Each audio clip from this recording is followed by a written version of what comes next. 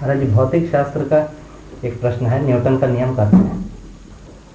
उसमें कहा गया कि यदि कोई वस्तु स्थिर है तो वो स्थिर ही रहेगी, और यदि कोई वस्तु गतिशील है तो गतिशील ही रहेगी। उसमें परिवर्तन के लिए कोई बाहरी बल लगाना पड़ेगा। तो इसमें आपका क्या कहना है? ये बढ़िया है जो कहा है।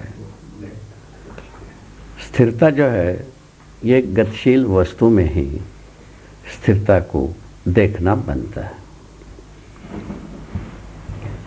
गतिशील वस्तु में कोई चीज़ वस्तु रखा है, जैसा धरती है गतिशील है, उसमें एक कैमरा रखा है, ये स्थिर है।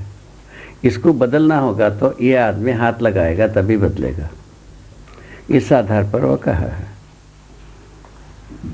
बस इतना ही है इसमें कौन सा तकलीफ है? ठीक है, मतलब अलग से यदि अपन बोलते हैं कि कोई वस्तु स्थिर है तो स्थिर ही रहेगी, अस्तित्व में ऐसी स्थिर वस्तु नहीं मिलती। ऐसा ऐसा अब वो पूरा हो गया ना भाई।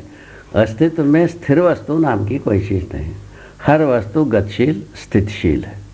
स्थिति गति अविभाज्य है कि जिस वस्तु का स्थिति है उसका गति होती है, ऐसा बना हुआ है। और जितने ग्रहगोल हैं ये सभी का सभी इसी सिद्धांत से हैं। और ग्रहगोल पर उसी ग्रहगोल के कोई वस्तु को हम, इसी ग्रहगोल का तो ये सब टुकड़े तो हैं, इसको हम कहते हैं वस्तु रखा हुआ। वस्तु इसी ग्रहगोल की तो है ही है, ठीक है। इसी ग्रहगोल का कोई छोटे से टुकड़ा को उधर से इधर करना होगा तो कोई बल लगता है, ये ठीक है। हरिहर आगे प्रकाश ये पचा आपको? अच्छा, आगे। ये प्रकाश क्या चीज है? हाँ, प्रकाश जो अर्थ है उसको थोड़ी सी, इतना साधारण बुद्धि से बनेगा नहीं, थोड़ा सा ज़्यादा बुद्धि लगाना पड़ेगा। सोम भगवान, हाँ बुद्धि लगाओ। तो प्रत्येक वस्तु प्रकाशमान है, ये पढ़ता है आपको? हर वस्तु प्रकाशमान है। एक परमाणु अंशु से परमाणु, परमाणु से अणु, अणु से अणुरचित पिंड, ठीक है। और हर प्राणकोशाएं, प्राणकोशा से रचित हर रचना प्रकाशमान है, ठीक है। इतने ही नहीं है, व्यापक वस्तु भी नित्य वर्तमान है। प्रकाशमान है एक एक वस्तु, और व्यापक वस्तु वर्तमान है। ऐसा बना हुआ, ऐसा आप देख लीजिए।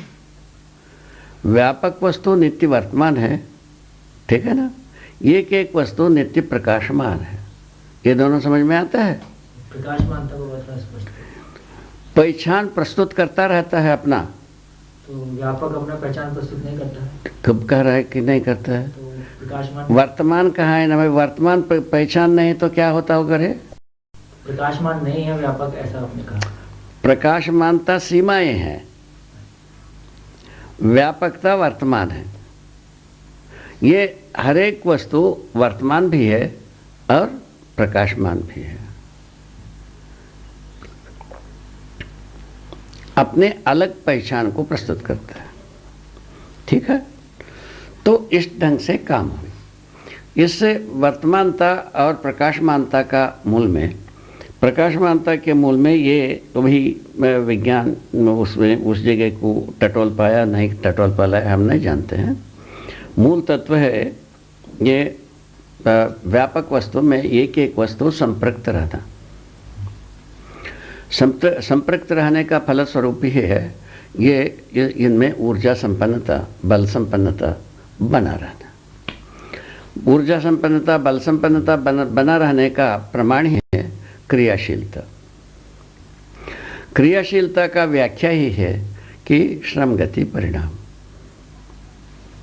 ये श्रमगति परिणाम के साथ इन पांचों शक्तियों का, पांचों पहचान, जैसा कि ध्वनि का पहचान मनुष्य को है, ताप का पहचान मनुष्य को है, चुंबकीयता का पहचान मनुष्य को है, भार का पहचान मनुष्य को है, ठीक है, और विद्युत का पहचान मनुष्य को है।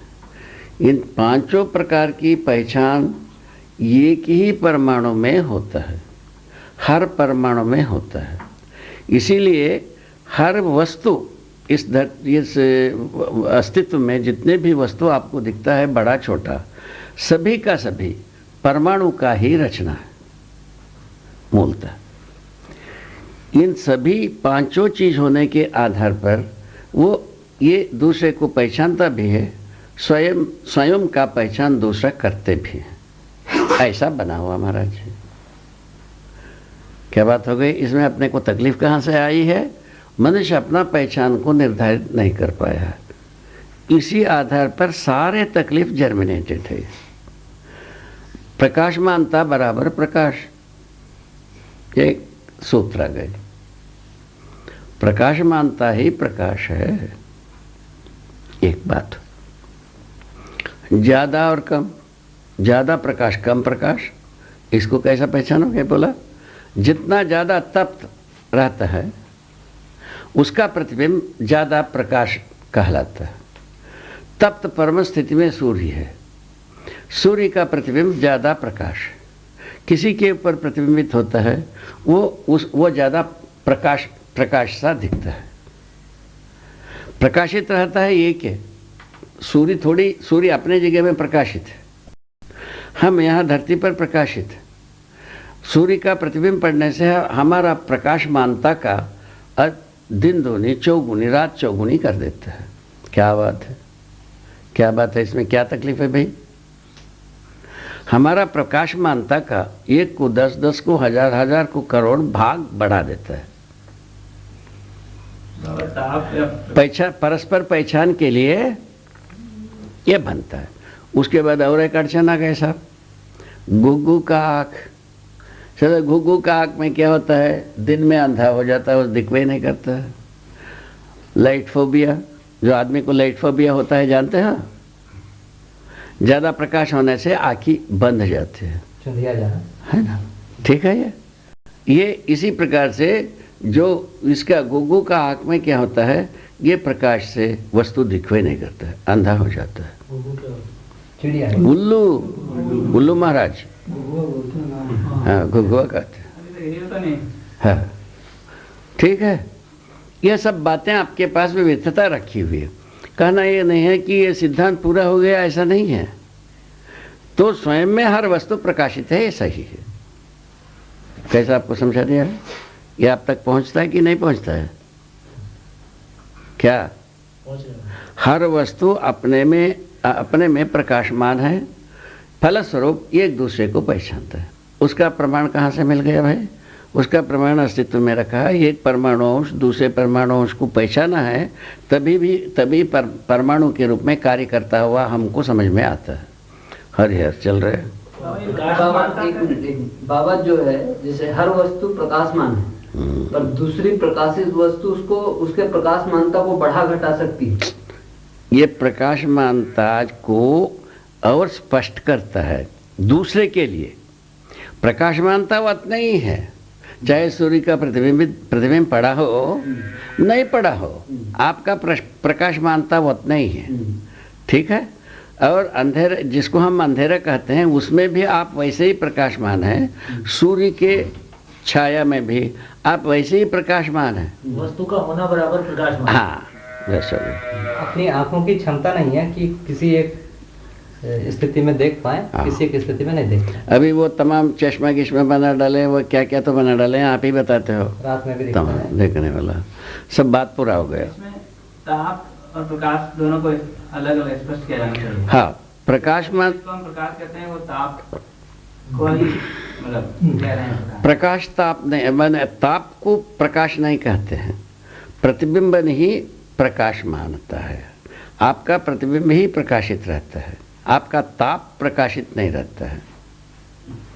ताप आपका यदि जरूरत से अधिक होता है तो परावर्तित होता रहता है, सब चारों जगह में सभी ओर बट जाता है। ठीक है। आपका बिंब का प्रतिबिंब सदा सदा के लिए वैसे ही रहता है। प्रतिबिंबन क्रिया बराबर प्रकाशमानता। ये हर वस्तु दूसरे सीधाई से अपने सीधाई में, ऐसा तो अनंत कोण संपन्न है हर एक वस्तु। प्रकाशमानता बराबर स्वभाव गति बराबर पहचान, ये एक इससे संबंधित नहीं है। वो गति को मत लो। मैंने स्वभाव में है। बिंब का प्रतिबिंब होता है, आवेशित गति। बिंब का प्रतिबिंब होता है। हर बिंब रचना की फलन है।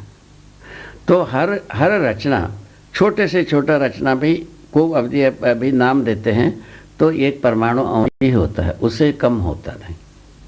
ठीक है, वो भी एक रचना ही है। क्यों? उसको गणितीय विधि से उसको विखंडित किया जाता है, वो भी एक रचना ही है। ये शरीर भी एक रचना है, अनेक टुकड़े का एक टुकड़ा। क्या कहते हो? एक धोती अनेक टुकड़े का एक टुकड़ा, एक दीवार अनेक टुकड़े का एक टुकड़ा, एक धरती अनेक टुकड़े का एक टुकड़ा। जाओ, अरे यार महाराज जी, अभी एक बहुत प्रचलित मान्यता है कि प्रकाश सरल रेखा में चलता है। प्रकाश कणों से मिलकर, विशेष प्रकार के कणों से मिलकर बना है और वो एक सरल रेखा में चलते हैं। इसके कारण इसको कई वो तरीकों से देखे हैं। हाँ ठीक है, वो ऐसा देखते होंगे, ऐसा व्याख्या करते होंगे। कण चलता है कि धूलि चलता है और वो स्वयं में चल देता है, उसके बारे में बाद में बात करेंगे। अभी जो हमने जो देखा है, समझा है, हर बिंब का प्रतिबिंब होता है, हर बिंब एक रचना है। एक बिंब, एक कोई एक रचना दूसरे रचना को पहचानने योग्य रहता है, इसी का नाम है प्रतिबिंब। जैसा आपका रचना को हम पहचाने, वही चीज़ है आपका प्रतिबिंबन। इतनी ही बात है। ये विधि परमाणु अंशों से लेकर सभी बड़े बड़े ग्रह गोलों तक है। ये धरती सूर्य को पहचानता है, तभी अपने एक गति को, गतिपथ को बनाया है, निश्चित व्यवस्था को देता ही जाता है। ये सब करते ही है। ठीक है, सूर्य का प्रतिबिंब धरती पर है, उसी प्रकार धरती का प्रतिबिंब सूर्य पर भी रहती है। ऐसा है। प्रतिबिंब कोई गति नहीं, कुछ प्रतिबिंब गति नहीं। यहीं से प्रकाशवाद जो हम प्रस्तुत किए हैं उसमें और असलियत में क्या दूरी है पता लगता है। उसके बारे में आगे चलेगा। महाराज एक बहुत प्रचलित प्रयोग है। प्रतिबिंब ही प्रकाश है। प्रतिबिंब जो है गति होती नहीं, नित्य स्थिति है। बिंब का प्रतिबिंब रहता ही है, प्रतिबिंब दौड़ना नहीं है। बिंब होता है तो उसका प्रतिबिंब उसके सीधा लाइन में बना ही है। और कितना पूछा? अनंत कोणों में बना हुआ है। कितने कोणों में बना है पूछा? अनंत कोणों में बना है। प्रत्येक एक अपना अनंत कोण संपन्न है, उसको हम कुछ नहीं कर सकते। इस विधि से प्रतिबिंब सभी ओर रहता ही है। महाराज एक प्रयोग है। एक बल्ब के सामने 3 कार्डबोर्ड के टुकड़े रख देते हैं, तीनों के बीच में एक एक छेद रहता है। जब वो तीनों छेद एक सीध में हो जाते हैं तो तीसरे कार्डबोर्ड के बाहर भी वो बल्ब का प्रकाश दिखता है। परंतु बीच वाले को यदि हम थोड़ा सा हटा देते हैं या किसी को भी हटा देते हैं, जिससे वो सरल रेखा जो बन रही थी तीनों छेदों में वो हट जाती है, तो ऐसी स्थिति में फिर उसका प्रकाश वहां तक पहुंचता नहीं। ठीक है ना बाबा। इस आधार पर अब इस आधार पर ये है, लिखा है, जो कहीं भी जो सिधाई वही है जिसका प्रतिबिंब पढ़ सके। जैसा आप पढ़े हो, ये दीवार आपके सरल रेखा में है, मैं सरल रेखा में, चारों तरफ वस्तुएं सरल रेखा में, सभी और आपका प्रतिबिंब है। तो आपको यहाँ इतने में घेर दिया जाए, वो जो घेरा हुआ वस्तु के ऊपर आपका प्रतिबिंब सभी ओर रहता है। ऐसा है। उस बुद्धिहीनता को कैसे कैसे बताते हो, आप ही सोच लो। ये सब आदमी को गुमराह बनाने की कथा हो गई कि नहीं? इसमें एक और प्रश्न है। इसमें ये तो स्पष्ट है ना, ये प्रयोग का तरीका आदमी को गुमराह बनाने की है। बाबा इसमें ये बात स्पष्ट होनी चाहिए कि प्रकाश नहीं है या ताप नहीं पहुंचा है। ताप की बात कही नहीं रहे हैं, सूर्य का प्रतिबिंब पहुंचना। दादा ये जो अभी एक प्रयोग बताया, इसके संदर्भ में बताइए, वो जो बल्ब का प्रतिबिंब है वो उधर अब क्यों नहीं पहुंच रहा है? अरे बड़ा मुश्किल हो गया। बल्ब का प्रतिबिंब जो है ना, किसी अपारदर्शक वस्तु के ऊपर प्रतिबिंबित होता है। आपका भी वही हालत है, हसरत। सूर्य का भी वैसे ही हालत है, हसरत। मतलब प्रतिबिंब तो सरल रेखा में चलेगा, सभी वो सरल रेखा है। तुम जो चाहते हैं वही सरल रेखा नहीं है। बाबा फिर जैसे 3 कार्डबोर्ड रखे हैं तो पहले पुनः वही कार्डबोर्ड बात। से दूसरे कार्डबोर्ड तक चला गया, हटाने पर भी फिर घूम के जा सकता था। ये ले। अब इसको क्या करोगे? जो सभी ओर सीधा है ना हो, आपको क्यों नहीं समझ में आता है? बाबा देखिए, जैसे बल्ब है वहां से पहले छेदे तक आया, दूसरे छेदे को थोड़ा हटा दिया, उधर गया, फिर सरल रेखा, फिर तीसरे छेदे में इस तरीके से आ गया, फिर पार हुआ। ऐसा क्यों नहीं होता? उसका मतलब भी नहीं होता है ना। अभी पहले वाला अपना आप तो सुनोगे है ही नहीं।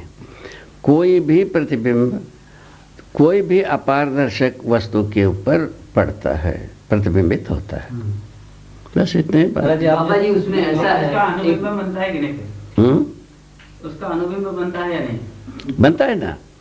वो बनने की विधि को अध्ययन करने के और आगे पढ़ना पड़ता है। उसको पकड़ने के लिए क्या करना पड़ेगा? पहले यही वाला में एक प्रश्न है। अभी आप जो बोल रहे हैं कि जो प्रतिबिंबन सम्मुख होता है, आप सभी ओर सम्मुख है ना हो, जी बाबा, इधर भी हूँ, इधर भी हूँ। सभी ओर हैं। अब लेकिन मेरा जो चेहरा है वो इधर का सम्मुख नहीं है। वो आप अपने में संपूर्ण हैं, जी आप सभी ओर सम्मुख हैं, जी बाबा। बस हो गया। अब देखिए ना, आप जिस वो पीछे आपका ये तो यहाँ नहीं दिखता है ना। हाँ। अरे लड़के, काई को वैसा जा करके फदियत मोलते हो रे। अच्छा जी, ये एक और प्रश्न है। एक मिनट बाबा, इसमें मैं ये भी जानना चाहता हूँ, अपारदर्शिता जो कह रहे हैं, है ना? अभी जो है अनुबिंब प्रत्यनुबिंब की बात कर सकते हैं, वो जनीन है। बाबा उसके पहले एक प्रश्न पूछ लेंगे, वहाँ आप ठीक हो जाएगा। जैसे बाबा यहाँ पर एक प्रकाश का स्रोत रखते हैं, वो दरवाजे के बाहर जाता है, तो दरवाजा जितना चौड़ा है वो प्रकाशित जो भाग उससे थोड़ा ज्यादा चौड़ा होता है, ऐसा नापे हैं। तो ऐसा मानते हैं कि ये जो प्रकाश है किनारे से थोड़ा सा मुड़ गया बाहर की तरफ। ठीक है, वो जो कुछ भी आप व्याख्या कर ले महाराज जी, बात तो सही है ना। किसी का प्रतिबिंब, उसका अनुबिंब, प्रत्यनुबिंब विधि से ये सब व्याख्यायित हो जाते हैं, इसमें कोई तकलीफ नहीं। अब अनुबिंब प्रत्यनुबिंब के बारे में अब जो आपने जिज्ञासा की थी, उसके लिए क्या हो गया? क्या हो गया? उसके लिए अपने को ये करना पड़ेगा, एक दृग बिंदु नाम की चीज़ को पहचानना पड़ेगा। आँखों का, दोनों आँखों का मिलने पर एक बिंदु होती है, उस बिंदु का नाम है दृग बिंदु। ठीक है? दोनों आँखों की जोड़ जहाँ होता है, एक ये है। ये मस्तिष्क के अंदर होता है या बाहर में, दृष्टि में होता है जोड़ बिंदु? आँखों के बाहर होता है ये दृग बिंदु। वो भीतर होता है दृग मूल, जो ज्ञानवाही तंतु से जुड़ा रहता है, दृग मूल। ठीक है ना? दृग बिंदु बाहर होता है। ठीक हो गए? दृग बिंदु कहाँ टिकता है पूछे? किसी न किसी बिंब के ऊपर जाके टिकता है। अभी ये लाइट के सामने कोई चीज़, आप गेंद रखा, आपको लाइट देखने जाओगे तो वो गेंद के ऊपर आपका दृष्टि रुकती है। वो दृष्टि रुकने के पश्चात ये जो प्रकाश आ रहा है वो इसको लाइट को पीछे लेके चले जाएं और गेंद छोटी होती ही दिखती है। खाई को दिखती है पूछा?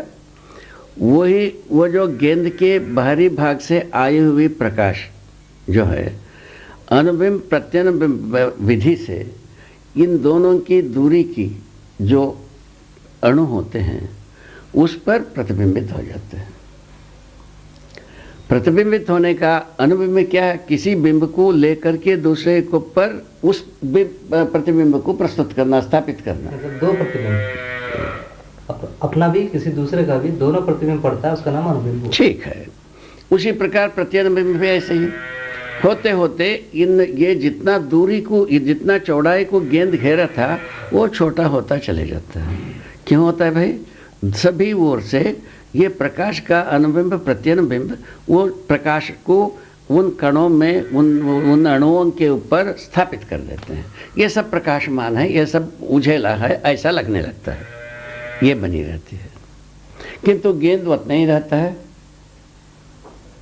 ठीक है?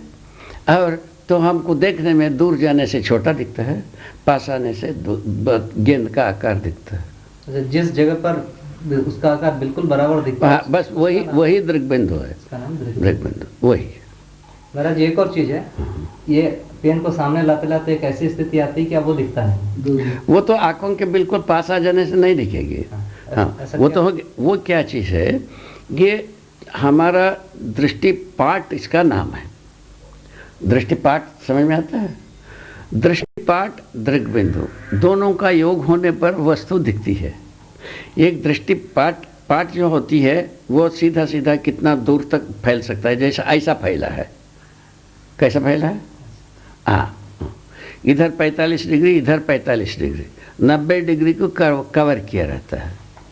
दोनों आँखें मिलके 90 डिग्री की इसमें कोणों में भागती रहती है। तभी ही और दूर जा कर के बहुत सारा विशाल आकाश दिखाई पड़ती है। बात सही है? ये समझ में आता है? ये है दृष्टिपाट। उसके अंदर जो एक चीज़ आता है, जैसा सूर्योदय हुआ, सूर्य को देखते हैं, वो दृग्बिंदु हो गए। ठीक है? और उस अभी ये बताया, गेंद की बात बताया, ये दृग्बिंदु की वस्तु हो गई। तो वो जो जब ये होते होते वो गेंद को हम और पास लाया और पास लाया और पास लाया, जो हमारा दृग्बिंदु जितना दूर पर उसको बराबर देख सकता था, जितना लंबा है चौड़ा है, उससे पास आने के बाद वो हमारे दृष्टिपाट को ढक देता है। माने हमारा दृष्टिपाट यहाँ आते तक में जितना चौड़ा है, उसको उससे ज़्यादा वो वस्तु बन जाता है। बन जाने के बाद पुनः पूरा पास में आने के बाद वो वस्तु भी नहीं दिखता है। वस्तु सभी वो माने इस पर सत्ता का घेराव होना चाहिए, तभी दिख पाता है, नहीं तो दिख वो नहीं करेगा। वस्तु दिखने के लिए ये सभी ओर से दृष्टि को दृष्टिपाट के अंदर होना चाहिए, दृष्टिपाट से छोटा होना चाहिए, तभी वस्तु दिखेगी, नहीं तो दिख वो नहीं करेगा। छोटा होने से, दृष्टिपाट से बड़ा होने की बात, सोचने की बात, बड़ा होने की कोई चीज़ है तो विशालता ही है। विशालता की बात जो है ना, जो हम जितने और अभी 90 डिग्री की बात किया, ये इस 90 डिग्री को 4 बार घुमा देने से 365 डिग्री हुई। ठीक है ना? ठीक है ना? तो ये 90 डिग्री में इस सारे विशालतम वस्तुएं कितना आ पाते हैं, उसको नापने की बात आती है। जब हमारा दृष्टिपाट में आने वाले जो पूरा दूरी को यहाँ से करोड़ मील दूर के बाद कुछ नापने जाओगे तो कितना होगा, आप ही सोच लो। अरब मील के बाद जो होता है उसको सोच के देख लो क्या होता है, आप सोचना। ऐसा बात दृष्टिपाट हमारा फैलती चले जाती है, दृग्बिंदु छोटी होती चली जाती है। यदि हमारा दृग्बिंदु के अंदर जो वस्तु आता है वो दूर जाते जाते छोटा होता है, जबकि दृष्टिपाट चौड़ा होता जाता है। और पास में आने से हमारे दोनों आँखों के बीच की दूरी से यदि जो चीज़ बड़ी हो जाती है वो दिखते ही नहीं है। दूसरा, इन दोनों आँखों के मिलन बिंदु की पहले जो कि कोई निश्चित दूरी है वहीं तक वस्तु दिखती है, उसके बाद दिखता ही नहीं है। ये भी बनी हुई है। इस ढंग से दृष्टि और प्रकाशमानता, प्रकाश की बात बनती है। ठीक है? हमारा दृष्टि में प्रतिबिंब आना ही हमारा क्या मतलब हुआ? देखने का मतलब हुआ। कोई भी प्रतिबिंब हमारे आँखों में आने से, यदि नहीं आने से देखना नहीं हुआ। नहीं दिखता है उसका दो स्थली हो गई, इतना दूर हो गए वो चीज़ें नहीं दिखा, या इतना पास हो गई तभी भी नहीं दिखा, वस्तु तो रहता ही है। आँखों में से देखने के लिए बहुत सारे ये कंपोनेंट्स है। आँखों से दूरी पर भी होना है, निश्चित दूरी तक ही होना है, इसके बाद में भी नहीं दिखेगा, इसके पहले भी नहीं दिखेगा। ऐसा सिद्धांत बनता है महाराज। हरिहर आगे चलो। बाबा, आंखों से देखने का मतलब जो है उसमें दोनों चीजों की आवश्यकता है, एक तो प्रकाशमानता की और दूसरा ताप की। प्रकाशमानता, आकार, आयतन, दो चीज। और ताप की। आँख से जब हम देख रहे हैं तो उसमें तो एक प्रकाशमानता की बात है और दूसरा ताप की बात है। आँख में ताप का लेन देन नहीं है। प्रकाशमान ताप जो है ना, सभी ओर समान भागता रहता है। कई के लिए भागता रहता है? ताप जो है ना सामान्य होने के लिए दौड़ता है। ठीक है बाबा। प्रतिबिंब को कहीं सामान्य नहीं होना है। इन दोनों का अंतर को रखिए। प्रतिबिंब को कहीं भी सामान्य अथवा आवेश दोनों नहीं होना है। प्रतिबिंब प्रतिबिंब है, ना ज़्यादा है ना कम है। ये ठीक है बाबा। हाँ। जो आंख से हम देख रहे हैं है ना, उस वस्तु का दिखना नहीं दिखना वो पास होना। हाँ इस पर निर्भर करता है हाँ कि वो तप्त है या नहीं। है वो तप्त है कि नहीं, उस आधार पर हम इन आंखों से देख पाते हैं या नहीं देख पाते हैं। तो आंखों के पहचानने की जो सीमा है उसके बारे में चर्चा देखिए, स्पर्शेंद्रिय का यदि उपयोग नहीं करेंगे तो आँख में भी तो स्पर्शेंद्रिय है। स्पर्श करने का बात आँख में भी है। इस ढंग से ताप जो है ना आँखों पर भी मैंने पहचानने में आए, किंतु आँख पर इसका स्पर्श का मैंने ताप का कोई प्रतिबिंब नहीं होता है, प्रभाव होता है ताप का। हैं? कह रहा हूँ कि किसी इसको मैं देख पाता हूँ हाँ। है ना, या नहीं देख पाता हूँ आंखों से क्या चीज़? किसी भी वस्तु को, जैसे इस वस्तु के प्रतिबिंब को देख पा रहा हूँ कि नहीं देख पा रहा हूँ अभी। क्या देख पा रहे हैं? बिंब को देखते ही हैं हाँ आप। जी, हाँ बिंब को, हाँ। है ना, हाँ। तो अंधेरा होने का क्या मतलब है? अंधेरा का मतलब ये है कि उस वस्तु में उतना ताप आग- नहीं है जितना। अंधेरा होने की मतलब है हमारा आँख देख नहीं पाना। हाँ, तो उसका मतलब क्या बात? इसका मतलब ये हुआ किसी न किसी एक निश्चित जो प्रकाशमानता को हम देख पाते हैं, निश्चित प्रकार की प्रकाशमानता को देख नहीं पाते हैं। इतनी ही बात है। प्रकाशमानता तो उतनी ही है वस्तु में। हर वस्तु भिन्न भिन्न आकार प्रकार वस्तुओं से रचित बिंब है। ठीक है ना? ठीक है ना? पूरा की जवाब। बाबा, मैं इस प्रश्न को ठीक से करता हूँ। यदि मतलब घनघोर अंधेरे में ये चीज मुझे पढ़ने में नहीं आता, नहीं आएगा। और अभी पढ़ने में आ रहा है, इसका क्या अंतर हो गया? उसका अंदर हमारा आँख का ही कैपेसिटी की बात है। हमारा आँख की योग्यता इस प्रकार की परिस्थिति में पढ़ने योग्य है। इससे यदि भिन्न होता है तो नहीं पढ़ पाता है। इतनी ही बात है। ये जो परिस्थिति बनी बाबा जी दिन में या प्रकाश में, ये किस कारण से बनी? किसी तप्त पिंड के कारण बना हुआ है ये। क्या बोले? किसी तप्त पिंड के कारण ये परिस्थिति हाँ, बनी- ये परिस्थिति बनी हुई है। हाँ, ठीक है। हाँ, तो वही फिर ये निष्कर्ष निकला ना कि हम जो देख रहे हैं आँख से अभी, उसमें दोनों चीजें काम कर रही हैं। एक तो उसकी वस्तु की प्रकाशमानता और दूसरा उसके तप्त होना। उसका तप्त होना तो इस मात्रा में तप्त होना कि आंखों की सीमा में आ जाए। उससे ज्यादा तप्त होगा तो भी नहीं दिखेगा, उससे कम हो कुछ जाएगा भी तो भी। ठीक है। ये तो बात पहले भी हुआ ना, आंखों में भी स्पर्श ज्ञान है ही, ये बात हो चुकी है ना। किंतु देखने की बात जो है ताप नहीं है, ये वस्तु ही है, प्रतिबिंब ही है। ताप दिखता नहीं है आंखों को, आंखों में स्पर्श होता है।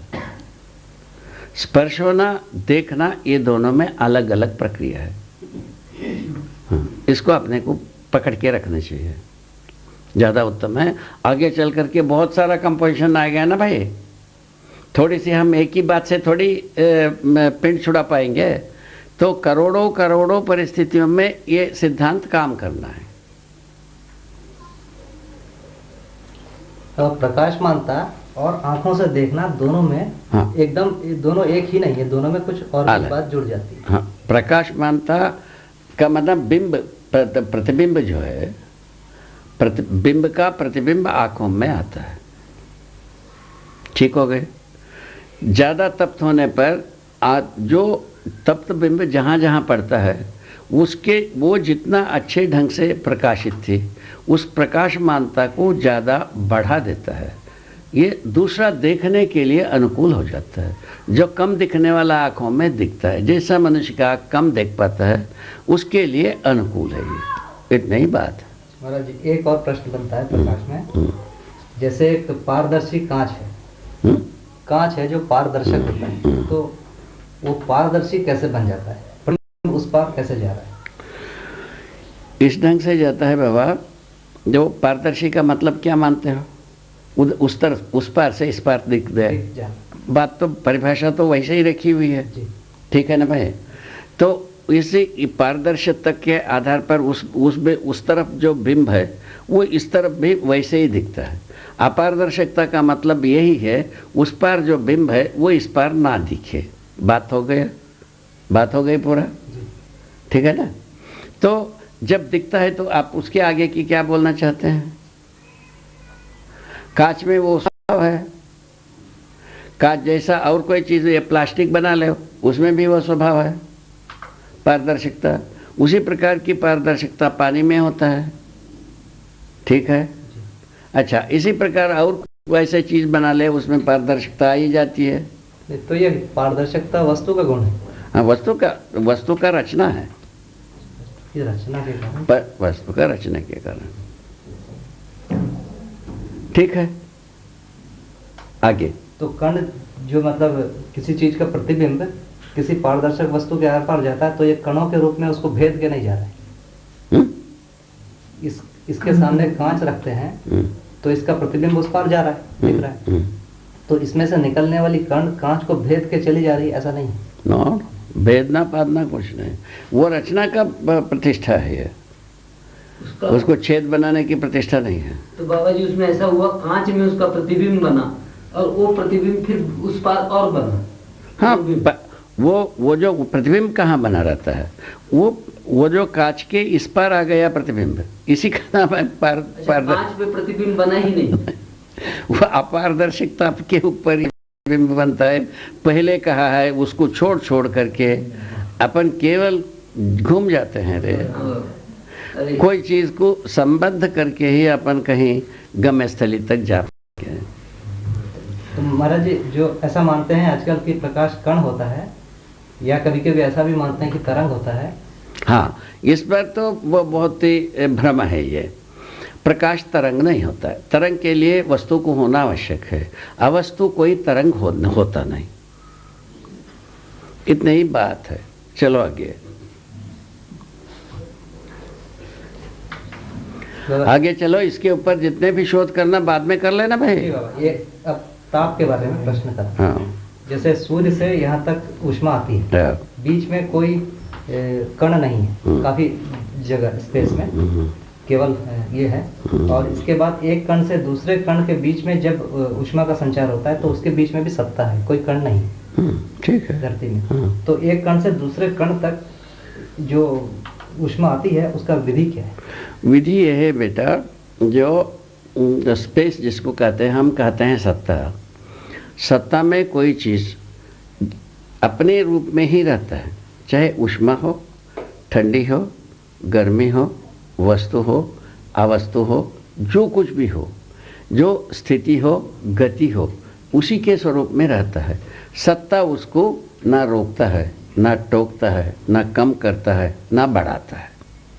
इसको पहले, इस सिद्धांत को पहले लिखो, ठीक हो गए। क्या मिलता है? यह सूर्य बिंब की चारों तरफ जो वातावरण है, उस वातावरण के अंतिम छोर में जो कुछ भी, जो जितने भी तापमान थी, वो ही तापमान इस धरती के अंतिम छोर के वस्तु में आता है, ठीक हो गए। वो उसके बाद आता है धरती के वातावरण में जो वस्तुएं हैं वो बट लेते हैं ताप को। ये बढ़ते कैसे है? मतलब बीच बढ़ते इस प्रकार से है, ऊपर जब वो उतनी तब आ गई ताप, उस ताप को जो है, ताप काहे के लिए आता है? कम ताप जहाँ है वहाँ खत्म होने के लिए आता है, उसको याद रखो। क्या रखो? कम ताप जहाँ पर है वहाँ खत्म होने के लिए आता है। तो कम ताप के ओर ज़्यादा ताप होता है, ठीक बात हो गई।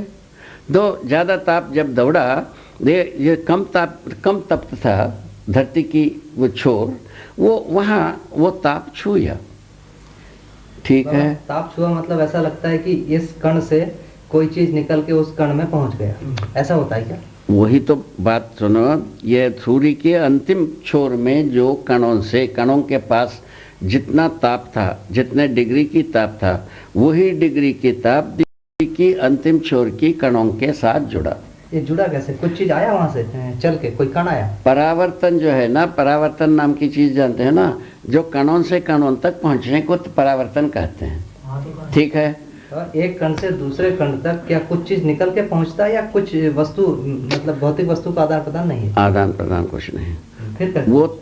वो ताप जो दौड़ता है ना, यहाँ वस्तु है, यहाँ वस्तु है, ये दोनों को यहाँ रखते हैं, ये दोनों में स्पेस है, जी। इसको गर्म कर दे, वो गर्मी यहाँ भी है। हाँ, क्यों हो जा रहा है गर्म? इसमें कोई खाने वाला नहीं है, इसीलिए इसमें घटाने वाला बढ़ाने वाला नहीं है बीच में। तो गर्मी इसको किए हैं, वो कैसे हो जा रहा है? इसीलिए होता है, इसके ससमुखता है, पुनः वही रोग, इसके सामने ये है, इसीलिए होता है।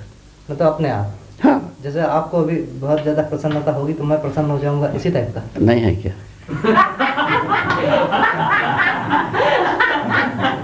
है ना? इसी विधि से शोक संताप भी है, ये सभी चीज ऐसे ही है ना? तो बहुत आसान कार्यक्रम है, सहज कार्य है ये। मतलब आप एक इकाई आवेशित हो गई है, उसके आवेश को सामान्य बनाने के लिए, हाँ, बाकी सब तुले हैं। उसके बाजू का जो कोई भी कण है, हाँ, वो अपने आप में कुछ आवेश को स्वयं में स्वीकार लेता है, उसका आवेश कम हो जाता है। कितना बढ़िया रहे, इतने ही है, आदमी जाति इतने ही यही सहअस्तित्ववादी विधि। हाँ, यही सहअस्तित्ववादी विधि। क्या बोले? यही सह-अस्तित्ववादी विधि। बस यही सहअस्तित्व का प्रमाण है। इसी विधि से क्या होता है, हर आवेश सामान्य होने की सिद्धांत निकलती है। नहीं तो निकल ही नहीं सकता। नहीं तो आवेश सामान्य ना हो। सही बात। तापत जुड़ा है ध्वनि, ध्वनि साउंड। साउंड में भी ऐसा ही है, एक कण कंपन होता है, उसके बाजू में दूसरा कण में कंपन आता है, इसके बीच में जबकि सत्ता है। तो ये भी किस विधि से कंपन होता है? वही ताप वाली विधि से। हाँ, दबाव विधि से। ताप भी दबाव विधि से ही गति पैर को आगे आगे रखता है। ध्वनि भी दबाव के आधार पर ही आगे आगे पैर रखता है। तो जी मैं पूछ रहा हूँ, एक कण और दूसरे कण के बीच में जो इस कण के में जो ध्वनि है, कंपन है, वो इस कण तक पहुंच जा रहा है, बीच में सत्ता है, तो ये कण स्वीकार लेता है? वही बात होना हो, ये कण के बीच सत्ता है, इस कण में जो कंपन है उसको ये स्वीकार आई है, क्योंकि इसका प्रतिबिंब इसके पर है ही है। दबाव विधि में दबाव विधि में क्या बोलते हैं? दबाव इससे पहले बोलो ना दबाव। ये जो कंपन होता है, दबाव है कि नहीं है? आवेश है, मतलब आवेश। हाँ, एक प्रकार का आवेश। आवेश, वो आवेश जो है ना, इसमें पहुंचता है। ये भी अपना वैसे ही पंखा लाता है तो दूसरे के पास जाता है। इसमें पहुंचता है या ये स्वयं उसको स्वीकार लेता है? स्वीकारने को बैठा ही रहता है, ये पहुंचता भी है, ऐसा योग है ये। तभी तो नृत्य बनता है। ये स्वीकारने वाला, ये जो है ना पहुंचने वाला, दोनों होने पर है ना नृत्य होता है रे। ठीक है, इसी के साथ एक जुड़ा हुआ बात बस है। हाँ, जैसे एक व्यक्ति छत के ऊपर से धरती पर कूदता है, तो क्या वो धरती के पास पहुंच जा रहा है या धरती उसके पास पहुंच जा रही है? हाँ, ये जो है ना कल आपको बताया था, ठोस के साथ, विरल के साथ, तरल के साथ सहअस्तित्व में होना चाहता है। ये आशय सभी ठोस वस्तु के साथ जुड़ा है। बाबा पर छत तो ठोस ही है, उसके ऊपर आदमी है। जब वो कूद दिया तो ठोस नहीं रहा। अरे पुनः कूदने की बात ये कह रहा है, ठोस पर वही प्राचीन कालीन द्रवैया है, यथावत है। रवैया यथावत है। महाराज जी, इसमें प्रश्न ये है कि धरती हमको खींच रही है, इसके कारण हम नीचे जा रहे हैं या ये स्वयं कूद के नीचे जाना चाह रहे हैं? हाँ, वो बता रहे हैं ना, ठोस के साथ पहुंचने की सिद्धांत है ये।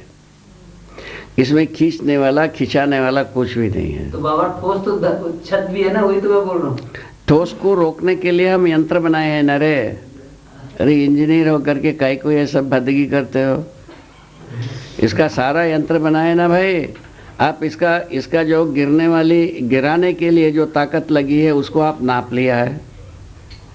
इसको आपने एटमॉस्फेयर प्रेशर नाम दिया है। क्या नाम दिया? प्रेशर। उसको रोकने के लिए कितना क्षेत्रफल में कितना प्रेशर होता है, उसको नंबर बता देता है। गणित 1 से 9 तक की 9 डिजिट वो बता देता है।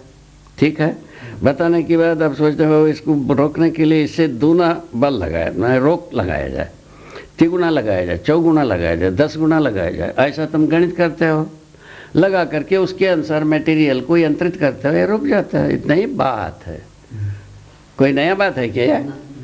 आदिकालीन बात है बाबा। चलो आगे। जी बाबा, प्रकाश से जुड़ा एक चीज है रंग। क्यों भगवान, ठीक हो गए? ये भाग ठीक हो गया? आगे चलो। और जी प्रकाश से जुड़ा एक चीज है हाँ बोलो। रंग। हाँ रंग। ये रंग वस्तु रूप में क्या है? वस्तु रूप में जो वस्तु के चलते रंग होता है। वस्तुहीन स्थिति में कोई रंग नहीं। समझ में नहीं आया बाबा। अरे, पानी के ऊपर आप सूर्य का प्रतिबिंब डालो और उसका अनुबिंब होने पर वो पानी के अंदर जो केमिकल्स की जो रंग है वो उसके ऊपर दिखता है। तो मतलब वस्तु में रंग होता है, प्रकाश में रंग नहीं होता। नहीं। अभी इसमें जो है ना, इसके ऊपर हरा लगा दो, हरा हरा दिखता है, और पीला लगा दो, पीला दिखता है। ये तो आपके सामने रखा हुआ है। और क्या कहना चाहते हैं? और जैसे एक फल है पका हुआ, हाँ? कच्चा एक फल है, हाँ हाँ हरे रंग का होता है, उसको रख देते हैं, 2 दिन बाद वो पीला हो जाता है। ठीक है। तो ये जो पीला हो गया अपने आप, इसमें क्या चीज हो गया? रंग वो केमिकल की परिवर्तन। आप इन्हें अभी थोड़ा देर के पहले बात हुई थी, जो रासायनिक परिवर्तन को काल से जोड़ा गया है इत्यादि हुआ था ना, आया था ना काल के संबंध में। बाबा जी विज्ञान बोलता है हाँ। सूर्य के प्रकाश में 7 रंग हैं, उसमें से जो आप जो है ना 11 रंग बता ले भाई, हम 16 रंग बता लो। प्रकाश में कोई रंग होता नहीं। वस्तु में रासायनिक द्रव्यों के आधार पर विभिन्न उसमें रंग होता है। बाबा ये जो हरा आम है वो पीला हो गया, इसका मतलब उसकी रासायनिक संरचना बदल गए। ठीक। ठीक, आगे चलो। अगर उसमें कोई और प्रकाश डाले, जैसे हरे राम पर नीला प्रकाश डाले, क्या कहते हैं? नीला प्रकाश होता ही नहीं बोलते बाबा जी। नहीं ठीक है ना, कोई भी नीला नीला रंग का रोशनी डाले। प्रतिबिंब होता है। क्या कहते हैं? हरी चीज पे नीले रंग का प्रतिबिंब डाले, नीले प्रकाश का प्रतिबिंब। हाँ। या नीले नीले प्रकाश क्या होता है? इसके ऊपर नीला कपड़ा पहना दिया। हाँ हाँ ठीक है। क्या कहना है आपका? फिर वो तीसरा रंग बन जाता है। तो स्वाभाविक है भाई, 2 रंग मिलाओगे तो तीसरा रंग बनेगा नहीं रे। तो ये क्या तुम्हारा दिमाग है भगवान जाने भाई। तालाब है, दिमाग है कि तालाब है भगवान जाने। तुम्हारा क्या सोचना है कि 2 रंग मिलाने से तीसरा रंग होवे ना करे? बाबा अभी प्रश्न पूरा नहीं हुआ है। बोलो तो सही। इसमें वस्तु का रंग तो वही रहता है हाँ या वस्तु का रंग बदल जाता है वास्तविक में? देखो, ये जो कहते हैं, ये जैसा कहते हैं, एक तरफ ये लाल इसके ऊपर बढ़ाए है, इसके ऊपर पीला बढ़ाए है, दोनों को एकत्रित करने से तीसरा कुछ दिखता है। ठीक है, तो इसके ऊपर वो लाल हटा दे, इसके ऊपर पीला हटा दे, ये दोनों सफेद है। इतनी ही बात। बाबा मतलब अभी जो चर्चा की है उसमें ये निष्कर्ष निकला कि रंग प्रकाश में नहीं बल्कि वस्तु में होता है। तो वस्तु में किस स्तर पर रंग को हम समझ सकते हैं? परमाणु अंशों के स्तर पर, परमाणु के स्तर पर, अणु के स्तर पर, या अणु से रचित पिंडों के स्तर पर? हम लोग को तो जो दिखाई देता है आंखों से वो अणु रचित पिंड ही है, बस। बल्कि अणु भी हमको आंखों से नहीं दिखता। परमाणु और परमाणु अंशों की बात ही दूर कर।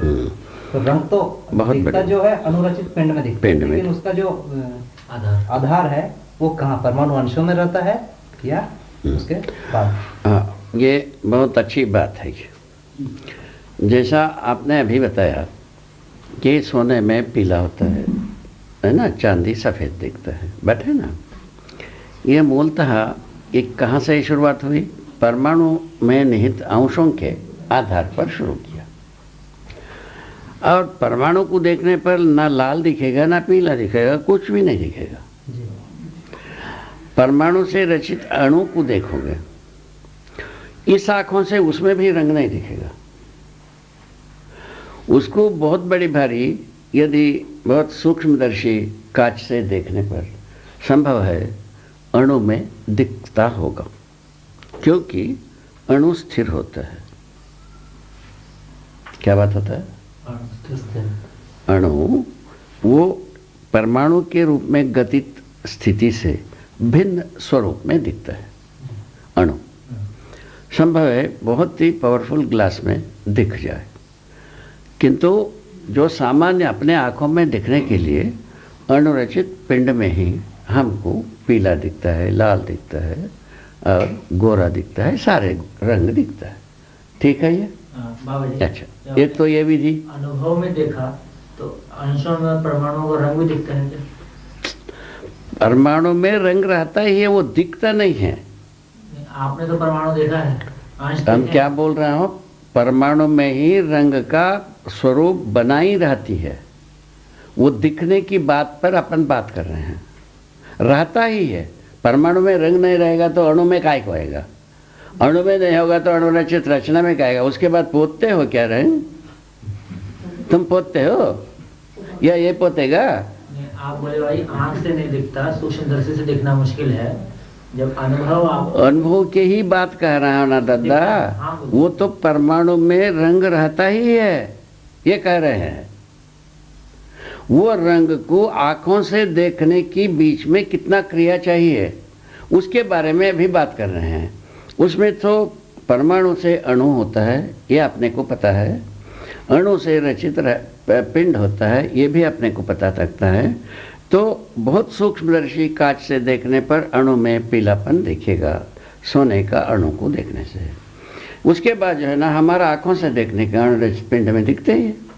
वैसे ही चांदी का, सोने का और धातुओं का सबका रंग दिखता है। वैसे ही लोहे का अणु भी ऐसे ही है, ठीक है। तो ये सभी चीज़ें अपने अपने रंग के रूप में एक स्थिति हुआ। ये जो है ना, ये परमाणु अंशों के आधार पर रंग जो बनता है। जीवन परमाणु किस रंग का होता है बाबा जी? कुछ भी नहीं होता है। बाबा सारे परमाणु अंश एक ही जाति के हैं, मतलब उनका रंग तो एक ही हो गया। हाँ, यही इसमें क्या होता है, इसमें आपको समझ में आता है ना, परमाणु अंश, परमाणु अंशों का संख्या भेद होने से ये सब चीज़ें होते हैं, ये पता लगे आपको जी। तो क्या होता है उसमें, ये परमाणु अंश का एक दूसरे के ऊपर पड़ने वाली प्रतिबिंब ही है रंग। उसमें किसी विधि से प्रतिबिंब पड़ने से पीला दिखेगा, किसी विधि से प्रतिबिंब पड़ने से लाल दिखेगा, ऐसा बना हुआ है हमारा। मतलब वस्तु में हर अंश में रंग होते हुए भी जो रंगों में परिवर्तन होता है उसका मुख्य कारण प्रतिबिंबन है। ठीक है, अंशों का परस्पर प्रतिबिंबन, अंशों का या इकाइयों का हर स्तर में प्रतिबिंबन से रंग बदल जाता है। जी बाबा, इससे और एक जुड़ी हुई बात है, जैसे सिलिका से या एल्यूमिनियम से मिले हुए कई रत्न बनते हैं, मणि जिसको हम कहते हैं, वो पारदर्शी हो जाता है, तो मतलब रंगहीन हो जाते हैं। पारदर्शी का मतलब तो कई रंगों के चीजों का आपस के प्रतिबिंबन में रंगहीन भी हो जाता है। ये क्या है, एक दूसरे रंग को एक प्रकार से हजम कर लेते हैं, उस विधि से है वो। हजम करने का क्या मतलब? हजम करने का मतलब, इस रंग के सामने ये रंग चुप हो जाता है, इस रंग के सामने ये रंग चुप हो जाता है ना, मौन हो जाता है। उसको कहते हैं न्यूट्रलाइजेशन, ठीक है। ये इस ढंग से इसका काम बनता है। तो जो रंग डोमिनेट करता है वो दिखना चाहिए ना बाबू, जो रंग डोमिनेट करता है वो दिखना चाहिए। अलग अलग देखोगे तो सब रंग दिखता है ना बाबा। जैसे अलग अलग चार रंग देखा, उसको ये चारों को एक जगह में ला दिए, ये सब सफेद हो गया, इसका क्या मतलब? यही तो ये कह रहे हैं। वो तो होता ही है, एल्यूमिनियम से कुछ रत्न बनते हैं, एल्यूमिनियम का रंग कुछ और है। बोलिए। पूरा क्रिस्टल फॉर्मेशन का मतलब ये ज्यादातर रंगहीन हो जाना है। जैसा कोयला काला दिखता है, कोयला की आगे जो रचना है वो ग्राफाइट कहते हैं। वो ग्राफाइट चमकदार होता है, कोयला वो चमकदार होता नहीं। वो ग्राफाइट से आगे हीरा बनता है, केवल चमकदार रहता है, काला रहवे नहीं करता है। अब इसको क्या हो गया, जबकि वो 100% कार्बन कहा जाता है, किसको रे? कार्बन को, हीरा को। उस पर इलेक्ट्रिसिटी धाए से चलता है। कैसे चलता है? अभी हीरे को पहचानते कैसे हैं? यही कर्म है। तो हीरे जैसा कांच को बनाना बहुत सुगम हो गया, इसको अलग कैसा किया जाए? झंझटिया गया, इसको वो हीरे की टुकड़े को बैठाते हैं, इलेक्ट्रिकल चार्ज करते हैं, नीचे बल्ब जलता है तो हीरा है, नहीं तो कांचा है, खत्म।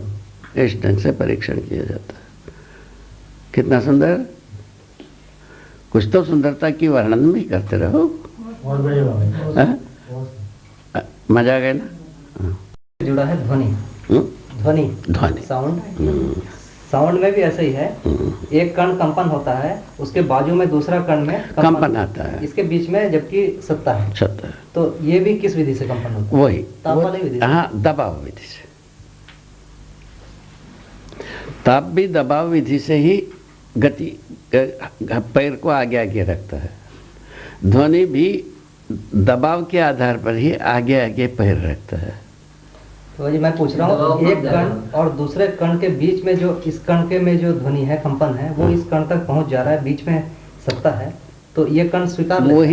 वही बात होना हो, ये कण के बीच सत्ता है, इस कण में जो कंपन है उसको ये स्वीकार आई है, क्योंकि इसका प्रतिबिंब इसके पर है ही है। दबाव विधि में दबाव विधि में क्या बोलते हैं? दबाव इससे पहले बोलना बाबा, दबाव। ये जो कंपन होता है दबाव है कि नहीं है? आवेश है, मतलब आवेश। हाँ, एक प्रकार का आवेश। आवेश, वो आवेश जो है ना इसमें पहुंचता है। ये भी अपना वैसे ही पंखा लाता है तो दूसरे के पास जाता है। इसमें पहुंचता है या ये स्वयं उसको स्वीकार लेता है? स्वीकारने को बैठा ही रहता है, ये पहुंचता भी है, ऐसा योग है ये। तभी तो नृत्य बनता है। ये स्वीकारने वाला, ये जो है ना पहुंचने वाला, दोनों होने पर है ना नृत्य होता है रे। जी बाबा। ठीक है, इसी के साथ एक जुड़ा हुआ बात बस है। हाँ। जैसे एक व्यक्ति छत के ऊपर से धरती पर कूदता है, तो क्या वो धरती के पास पहुंच जा रहा है या धरती उसके पास पहुंच जाएगी? हाँ, ये जो है ना कल आपको बताया था, ठोस ठोस के साथ, विरल विरल के साथ, तरल तरल के साथ सहअस्तित्व में होना चाहता है। ये आशय सभी ठोस वस्तु के साथ जुड़ा है। बाबा पर छत तो ठोस ही है, उसके ऊपर आदमी है। जब वो कूद दिया तो ठोस नहीं रहा। अरे उतना कूदने की बात ये कह रहा है, ठोस पर वही प्राचीन कालीन द्रवैया है, यथावत है। रवैया यथावत है। महाराज जी, इसमें प्रश्न ये है कि धरती हमको खींच रही है, इसके कारण हम नीचे जा रहे हैं या ये स्वयं कूद के नीचे जाना चाह रहे हैं? हाँ, वो बता रहे हैं ना, ठोस ठोस के साथ पहुंचने की सिद्धांत है ये। इसमें खींचने वाला, खिंचाने वाला कुछ भी नहीं है। तो बाबा ठोस तो छत भी है ना, वही तो मैं बोल रहा हूँ। ठोस को रोकने के लिए हम यंत्र बनाए हैं न रे। अरे इंजीनियर होकर के काहे को ये सब भदगी करते हो? इसका सारा यंत्र बनाए ना भाई। आप इसका जो गिराने के लिए जो ताकत लगी है उसको आप नाप लिया है। इसको आपने एटमॉस्फेयर प्रेशर नाम दिया है। क्या नाम दिया? प्रेशर। उसको रोकने के लिए कितना क्षेत्रफल में कितना प्रेशर होता है उसको नंबर बता देता है। गणित 1 से 9 तक की 9 डिजिट वो बता देता है।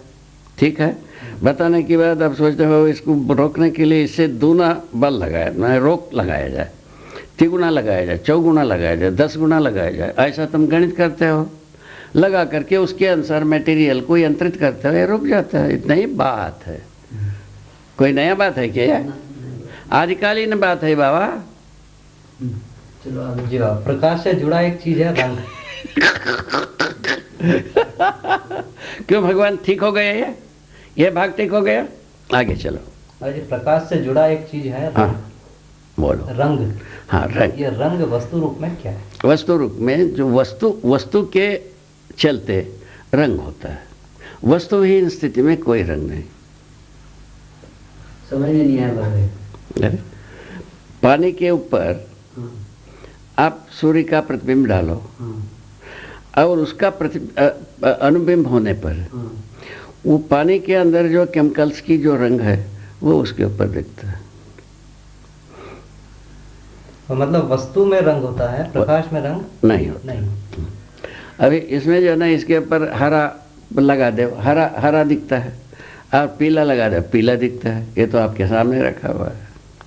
और क्या कहना चाहते हैं? और जैसे फल है पका हुआ, कच्चा एक फल है, हरे रंग का होता है, उसको रख देते हैं, 2 दिन बाद वो पीला हो जाता है। ठीक है, तो ये जो पीला हो गया अपने आप, इसमें क्या चीज हो गया? वो केमिकल की परिवर्तन।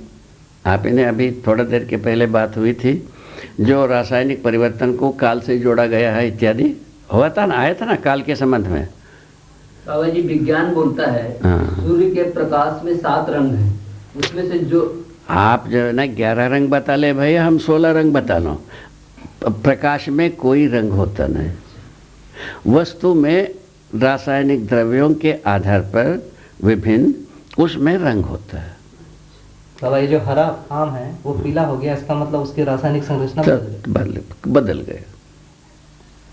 ठीक ठीक, आगे चलो। अगर उसमें कोई और प्रकाश डाले, जैसे हरे राम पर नीला प्रकाश डाले, क्या कहते हैं? नीला प्रकाश होता ही नहीं बोलते बाबा। नहीं ठीक है ना, कोई भी नीला नीला रंग का प्रतिबिंब होता है। क्या कहते हैं? हरी चीज पे नीले रंग का प्रतिबिंब डाले, नीले प्रकाश का प्रतिबिंब। हाँ। या नीले प्रकाश क्या होता है? इसके ऊपर नीला कपड़ा पहना दिया। हाँ, ठीक है। क्या कहना है आपका? फिर वो तीसरा रंग बन जाता है। तो स्वाभाविक है भाई, दो रंग मिलाओगे तो तीसरा रंग बनेगा नहीं रहे। तो ये क्या तुम्हारा दिमाग है भगवान जाने भाई। तालाब है, दिमाग है कि तालाब है भगवान जाने। तुम्हारा क्या सोचना है कि दो रंग मिलाने से तीसरा रंग होवे ना करे?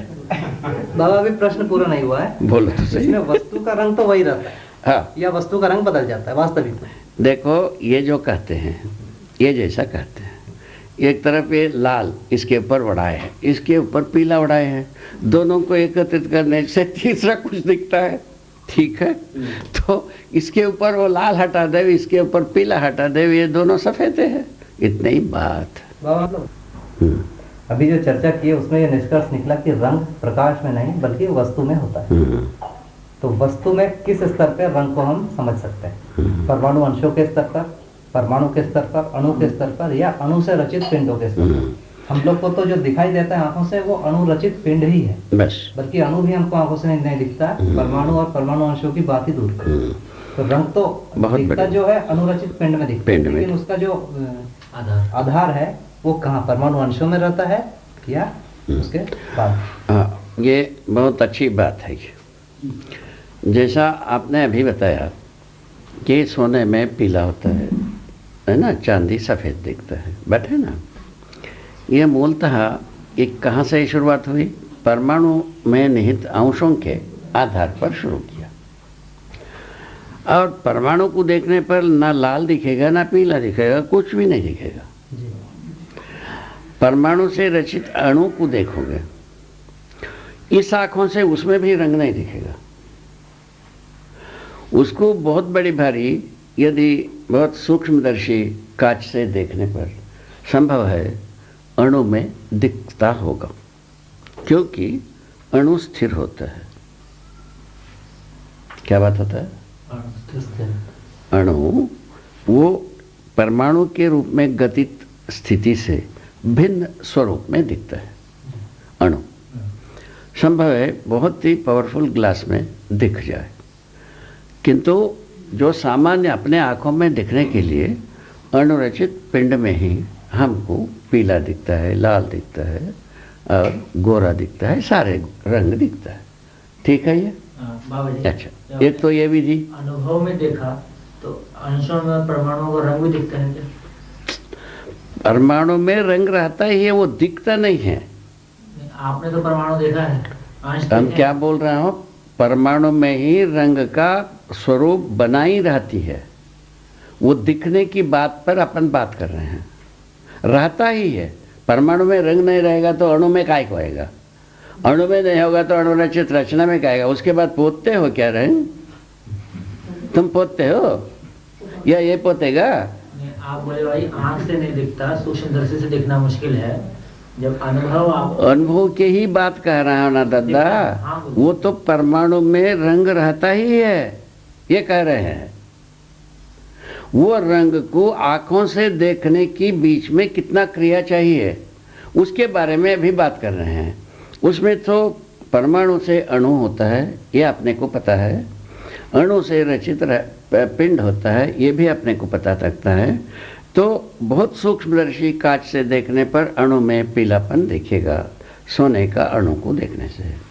उसके बाद जो है ना, हमारा आँखों से देखने के अणुरचित पिंड में दिखते ही। वैसे ही चांदी का, सोने का और धातुओं का सबका रंग दिखता है। वैसे ही लोहे का अणु भी ऐसे ही है। ठीक है, तो ये सभी चीज़ें अपने अपने रंग के रूप में एक स्थिति हुआ। ये जो है ना, ये परमाणु अंशों के आधार पर रंग जो बनता है।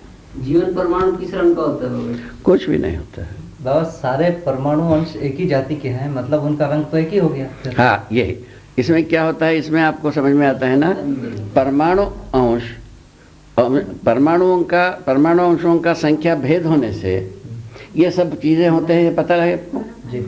तो क्या होता है उसमें, ये परमाणु अंश का एक दूसरे के ऊपर पड़ने वाली प्रतिबिंब ही है रंग। उसमें किसी विधि से प्रतिबिंब पड़ने से पीला दिखेगा, किसी विधि से प्रतिबिंब पड़ने से लाल दिखेगा, ऐसा बना हुआ है महाराज। मतलब वस्तु में हर अंश में रंग होते हुए भी जो रंगों में परिवर्तन होता है उसका मुख्य कारण प्रतिबिंबन है। ठीक है, अंशों का परस्पर प्रतिबिंबन, अंशों का या इकाइयों का हर स्तर में प्रतिबिंबन से रंग बदल जाता है।